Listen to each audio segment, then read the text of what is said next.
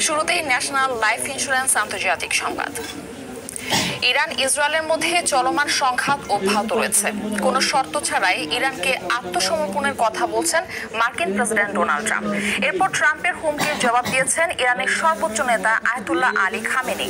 মঙ্গলবার এক্সে দেয়া পোস্টে পূর্ণ মাত্রায় যুদ্ধ শুরুর ইঙ্গিত দিয়েছেন তিনি। বিস্তারিত জানাচ্ছেন ইমতিয়াজ আহমেদ। টানা ষষ্ঠ দিনের মতো চলছে ইরান ইসরায়েল সংঘাত। সময় যত এগোচ্ছে সংঘাত ততই তীব্রতর হচ্ছে। মঙ্গলবারও ফের পাল্টাপাল্টি হামলা করেছে তেহরান, তেল আবিব।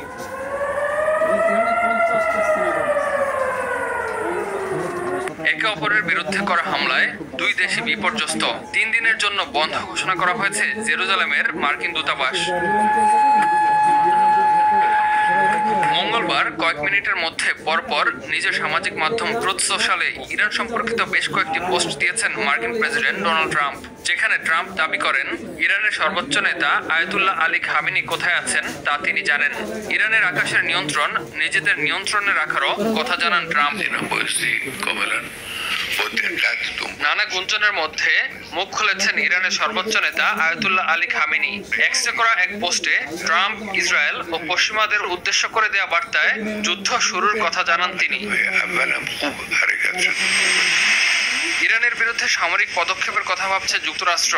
মধ্যপ্রাচ্যে চলমান উত্তেজনার মধ্যে ইরানের পারমাণবিক স্থাপনায় হামলায় ইসরায়েলের সঙ্গে যোগ দিতে পারে দেশটি, এমন ইঙ্গিত দিয়েছেন মার্কিন প্রেসিডেন্ট ডোনাল্ড ট্রাম্প।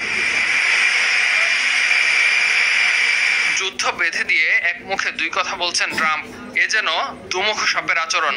একদিকে ইসরায়েলকে ইন্ধন যুগে ইরানে হামলা করাচ্ছেন, আবার যুদ্ধ বন্ধের কথাও বলছেন। মঙ্গলবার G7 সামিট থেকে ফেরার পথে চিরপ্রতিদ্বন্দ্বী দুই দেশ ইসরায়েল এবং ইরানের মধ্যে সংঘাতের একটা সত্যিকার অবসানের লক্ষ্যে কাজ করে যাওয়ার কথা বলেন তিনি। ইমতিয়াজ আহমেদ, RTV।